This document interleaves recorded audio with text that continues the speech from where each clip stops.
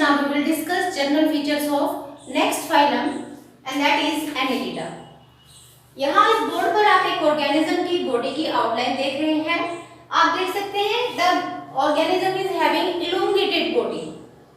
So the members of Annelida can have elongated, cylindrical or sometimes flat body.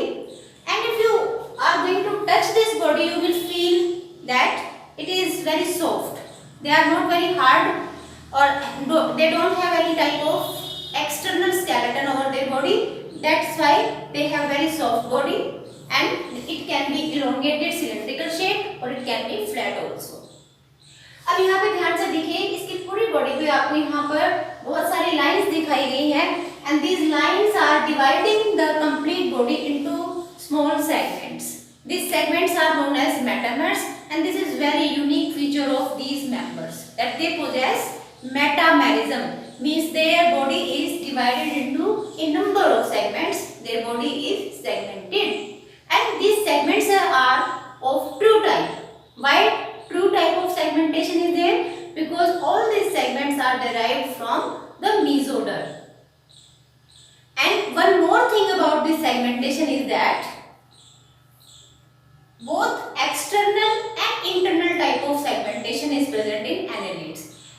वैसे annelids के साथ साथ next two phylum Arthropoda and Chordata जिसे हम next topics में cover करेंगे, ये तीन ऐसे फाइलम हैं एनिमल किंगडम के जिनमें सेगमेंटेशन प्रोसेस होती है, means body is divided into parts. लेकिन annelids are those type of animals where the segmentation is both external and internal. Means अगर आपको ये बाहर से ऐसे कुछ बॉडी इसकी दिखाई दे रही है, सेगमेंटेड दिखाई दे रही है, तो कुछ अगर आप इसको इंटरनली देखते हो तो इंटरनल भी आपको इस तरीके से सेगमेंटेशन दिखाई देंगे. ये जो ऊपर लाइंस दिखाई दे रही हैं ये एक तरीके से रिंग की फॉर्म में होती है and that's why they are known as annuli here. अगर आप इसे इंटरनली देखते हैं तो these lines are known as septa. Septa divides internally body of the organism into a number of parts.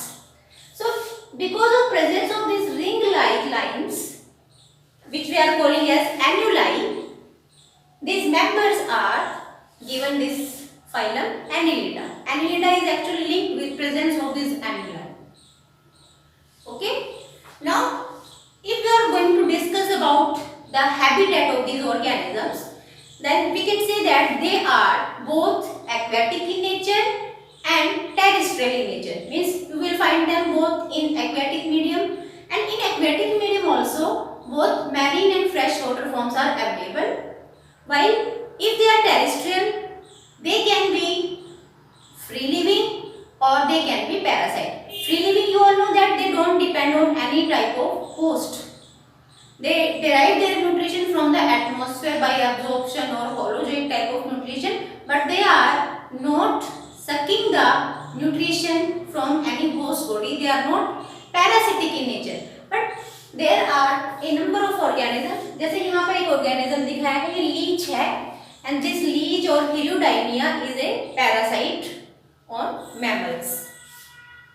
So free living में आप example दे सकते हैं जैसे अर्थवर्म जो बहुत कॉमनली हम सब ने देखा है. जैसे आप सॉइल में कुछ डिगिंग करते हैं तो सॉइल में से कुछ वर्म निकलते हैं, elongated bodied organisms you have seen mostly during the rainy season. And ये जो worms जो आपने देखे हैं earthworm, the earthworms are the members of Annelida and earthworm free living type के organisms होते हैं. लेकिन जो ये leech दिखाई गई है ये एक पैरासिटिक ऑर्गेनिज्म है. तो हमने क्या सीखा कि इनका अगर हैबिटेट की बात करते हो तो हैबिटेट इनका एक्वेटिक भी है और एक्वेटिक में भी मैरीन या फ्रेश वाटर दोनों फॉर्म्स हो सकते हैं. And if they are terrestrial then terrestrial forms can be free living और parasites. Now come to their body symmetry. अब जैसे ये एक ऑर्गेनिज्म है, लीच है या अर्थवर्म को जिसको आपने देखा है, या एक और ऑर्गेनिज्म का नाम ले सकते हैं यहाँ पे नेरेस. किसी भी ऑर्गेनिज्म को आप देखते हो तो आप देखें कि इनकी बॉडी की सिमेट्री बाइलेटरल है. Means we can divide their body into two equal half by passing through a single plane only. इसलिए हम इनको कहते हैं they are bilaterally symmetrical organisms. Next thing about them is they are triploblastic in nature, means their body is derived from 3 types of germ layers: ectoderm, mesoderm and endoderm. Okay, so they are triploblastic. Now, very unique feature of these annelids is that they are the very first organisms which possess coelom of true type. They possess eucoelom. इससे पहले जितने भी आपने phylum पढ़े हैं, जैसे Porifera, Coelenterata and टेनोपोरा और प्लेटीहेल्मिंथिस, ये पहले 4 फाइलम में तो सीलोम ही नहीं थी, द ऑर्गेनिजम्स वर एसिलोमेट. उसके बाद हमने एस्क्लेमिंथिस फाइलम पढ़ा जिसमें राउंड वॉर्म्स आते हैं, but aschelminthes members they have pseudocoelom. They are pseudocoelomate type of organisms, means their coelom is not lined by mesoderm. But here in this case, the very next phylum to Asclepianthus, Annelida, the members of Annelida are having true type of coelom or eucoelom. Why eucoelom or true coelom? Because the coelom is lined by the mesodermal layer. Okay? तो ये सबसे पहले ऐसे animal kingdom के members हैं जिनमें यूसीलोम develop हुई है. इससे पहले जितने भी लाइफ फॉर्म्स थे उनमें सीलोम या तो थी नहीं या शूडोसीलोम टाइप के बॉडी कैविटी. ओके, सो ट्रिप्लोब्लास्टिक है और यूसीलोमेट ऑर्गेनिजम्स है. Next unique feature of this members is that they have complete digestive system. This complete digestive system means when the organism possess both anus and mouth, means 2 separate openings are there for ingestion and egestion of the food. Okay, so complete digestive system we have also studied in the last phylum, that is Asclepianthus, but here also digestive system is complete, but the unique feature about their digestive system is that additional unique feature is that their digestive system is associated with 2 types of muscles, longitudinal and circular muscles. Longitudinal and circular muscles are also present in their body wall, and because of presence of these 2 types of muscles, if the muscles are present in their body wall, that muscles will help them in movement. आपने earthworm को move करते देखा होगा, तो वो जो movement है वो सर्कुलेटरी और लॉन्गिट्यूडनल मसल्स दोनों की हेल्प से होती है. और अगर डाइजेस्टिव सिस्टम के साथ वो एसोसिएटेड है तो वो फूड की चर्निंग में, मिक्सिंग में, उनको जूसेस के साथ प्रॉपर्ली मिक्स होने में और पेरिस्टोल्टिक मूवमेंट्स की हेल्प से उन्हें फॉरवर्ड डायरेक्शन, फूड को फॉरवर्ड डायरेक्शन में पुश करने के लिए मसल्स हेल्प करती हैं. So what we have learned that they possess longitudinal and circular muscles associated with their body wall and digestive system. If they are associated with the body wall, they are helping in movement of the body, and if they are associated with digestive system, they are helping in mixing of food with the juices, digestive juices, and also in forward movement of the food. पूरी elementary ग्राम में food जो है आगे की तरफ push up किया जाता है लॉन्गिट्यूडनल और सर्कुलर मसल्स की हेल्प से. Okay, next thing is that they have closed circulatory system. Closed circulatory system means they have blood which is filled inside blood vessels. There blood is flowing inside the blood vessels. It is not filled in the cavity. तो blood जब blood vessels में fill up होता है तो या जिन organisms का close circulatory system होता है उनको बहुत बड़ा एडवांटेज ये मिलता है that the pressure on the blood is maintain, means highly pressurized blood can flow throughout the body. अगर आप क्लोज्ड और ओपन सर्कुलेटरी सिस्टम में कंपैरिजन करते हैं तो सबसे ज्यादा एफिशिएंट जो सिस्टम होता है वो है close circulatory system. Why closed circulatory system? Because the blood is flowing in the closed vessels, and that's why the pressure which was exerted on blood by the heart, it is maintained throughout the body, and the blood will flow with a high speed throughout the body. Second thing about their circulatory system is that they have pigments in their blood. Red colored pigment is present in their blood. RBCs तो नहीं होती हैं हमारे की तरह से, लेकिन they have blood. In their blood there is a red colored pigment which is dissolved in their plasma. और पिगमेंट की हेल्प से इनको फायदा सबसे ज्यादा होने वाला है कि क्योंकि जब पिगमेंट्स होते हैं जैसे haemoglobin can bind up with oxygen and help in increasing the efficiency of circulatory system. Circulatory system का काम होता है न्यूट्रिशन को पूरे अलग अलग पार्ट्स तक पहुंचाना, सर्कुलेट करना, एक्सक्रीटरी वेस्ट को डिफरेंट पार्ट से कलेक्ट करके और एक्सक्रीटरी ऑर्गन्स तक पहुंचाना. इसी तरीके से जो रेस्पिरेटरी सरफेस है या रेस्पिरेटरी ऑर्गन्स है वहां से गैसेस को कलेक्ट करके और पूरी बॉडी तक एफिशिएंटली पहुंचाना, ये सर्कुलेटरी सिस्टम का काम है. लेकिन इसमें अगर उनको असिस्ट करने के लिए कोई स्पेशलाइज्ड पिगमेंट है तो ये और अच्छा हो जाता है. जैसे red coloured pigment haemoglobin will easily catch up the oxygen and after binding with this oxygen it will move to the different body parts and provide the oxygen to the tissues or the cells.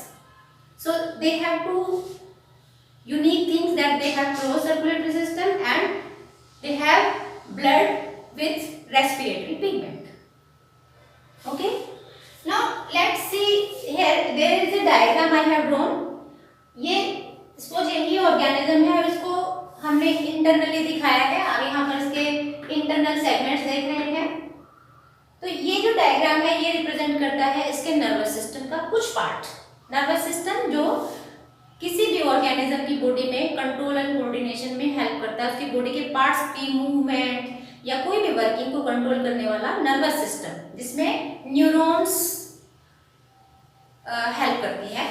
तो यहाँ पे आप देखिए the nervous system of these annelids is consist of एक rod like structure known as the nerve cord. ये आपको ventral nerve cord दिखाई दे रही है. This long structure is actually made up of a number of round structures, round bodies. यहाँ पे आपको ये हर सेगमेंट में एक बॉडी दिखाई दे रही है. This round structure is known as ganglion. And what we mean by this ganglion? Ganglion is a group of nerve cell bodies. Nerve cell bodies जब एक साथ मिलकर पैक होकर ऐसे राउंड स्ट्रक्चर्स बनाते हैं तो उनको हम गैंग्लिया कहते हैं. This is chain of ganglia. And this जैसे यहाँ पर एक गैंग्लियन बनाया, तो ये जो गैंग्लियन है इनसे निकलने वाली नर्व्स एक दूसरे को ज्वाइन कर लेती है. एंड इस ज्वाइनिंग के बाद इनको आपको ये लंबा सा कोड जैसा स्ट्रक्चर दिखाई दे रहा है.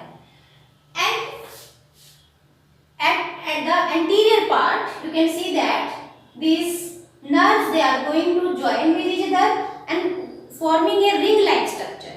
Circumcentric ring like structure is present at the tip or the anterior portion of their body, and from starting from this region means from this ring, this nerve cord and then various types of nerves arising from each ganglion. आप देख रहे हो कि यहाँ से बहुत सारी branches निकल रही है जो पूरी बॉडी में फैली हुई हैं. ये सारा इनका नर्वस सिस्टम होता है. ये नर्वस सिस्टम इससे पहले वाले जितने ऑर्गेनिजम्स हमने पढ़े हैं, फाइला जितने पढ़े हैं, उनमें हमने नहीं देखा था. This is the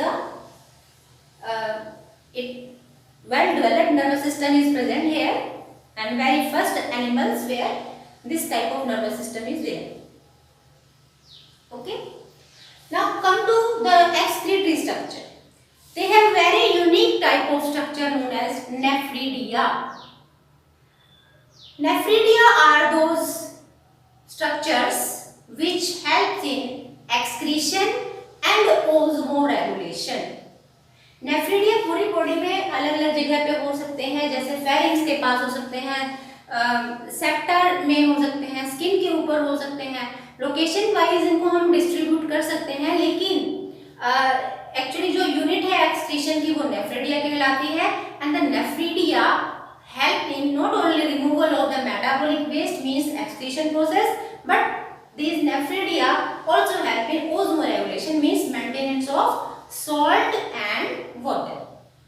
Okay, so this is about their excretory system. Now if we discuss about the type of skeleton in their body, जैसे अभी कहा था कि बहुत सॉफ्ट टाइप के ऑर्गेनिजम्स होते हैं. सॉफ्ट इसलिए हैं क्योंकि दे don't have any hard covering over their surface, body surface, that give them any type of shape. तो उनकी बॉडी को शेप देने वाला कौन हो सकता है? If they don't have any mineral deposition, they don't have any exoskeleton, then how they shape, how the body is going to maintain its shape in these annelids? It is because of hydroskeleton. आपने अभी पढ़ा कि इनमें organisms में coelom है, true type की coelom है. तो उस सिलोम में यानी बॉडी कैविटी के अंदर सिलोमिक फ्लूइड भरा होता है और उस सिलोमिक फ्लूइड की वजह से इनकी बॉडी की शेप मेंटेन रहती है. That mean they have hydroskeleton. Their body is having very thin skin, बहुत पतली स्किन होती है, इसीलिए ये रेस्पिरेशन डायरेक्ट एटमॉस्फेयर के साथ एक्सचेंज करते हैं. रेस्पिरेटरी में, रेस्पिरेशन में ये जो गैसेस का एक्सचेंज होता है that is directly with the environment and the skin, means cutaneous type of respiration is there, very thin body wall is there. तो ऐसा कोई रेस्पिरेटरी ऑर्गन इनके पास नहीं है, जैसे कोई लंग्स हैं या गिल्स, इस तरह के स्ट्रक्चर्स नहीं है. They can exchange their the gases through their thin body wall only. Okay. Now let's discuss about their reproduction process. तो यहाँ पे जैसे ये organism आपको दिखाई दे रहा है, this is leech and leech is a monoecious type of organism. इसी तरीके से earthworm भी monoecious है. What we mean by monoecious? Monoecious means hermaphrodite या इसको आप बाइसेक्सुअल ऑर्गेनिज्म कह सकते हैं. Means male and female gametes can be produced by the same body. लेकिन कुछ ऐसे भी ऑर्गेनिजम्स हैं जैसे Nereis. Nereis is a unisexual organism और it can be called as dioecious organism. Dioecious means जिसमें मेल और फीमेल गैमीट प्रोडक्शन के लिए जो सेक्स ऑर्गन्स होते हैं वो अलग अलग ऑर्गेनिजम्स के अंदर पाए जाते हैं, अलग अलग बॉडी में पाए जाते हैं. Male Nereis and female Nereis. लेकिन यहाँ पे आप इसको मेल या फीमेल नहीं बोलेंगे क्योंकि both the type of sex organs are present in the same body. But ऐसा नहीं है कि अगर male female gamete same body में प्रोडक्शन हो रहा है तो same gametes can fuse in the same body. मतलब ऐसा नहीं है कि this worm will not require other organisms for sexual reproduction. Male gametes किसी दूसरे फीमेल गैमीट्स किसी दूसरे ऑर्गेनिज्म में जिसमें फीमेल गैमीट का प्रोडक्शन हुआ उसके साथ फ्यूज करेंगे और इसके जो फीमेल गैमीट्स हैं वो कोई दूसरा वॉल फ्यूज करवा देंगे. So two different organisms are required whether they are monoecious or dioecious for sexual reproduction. Okay, and if we talk about the type of development, internal fertilization है जैसे अभी बात की थी. लेकिन अगर डेवलपमेंट की बात करें तो development majority of cases they have development direct. बहुत कम ऐसे केसेस हैं जिसमें इनडायरेक्ट डेवलपमेंट रिपोर्ट की गई है.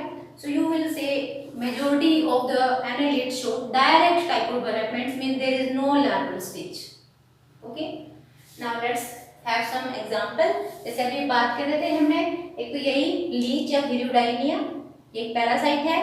अर्थवर्म फ्री लिविंग टेरेस्ट्रियल है और निरिस एक एक्वेटिक ऑर्गेनिज्म है.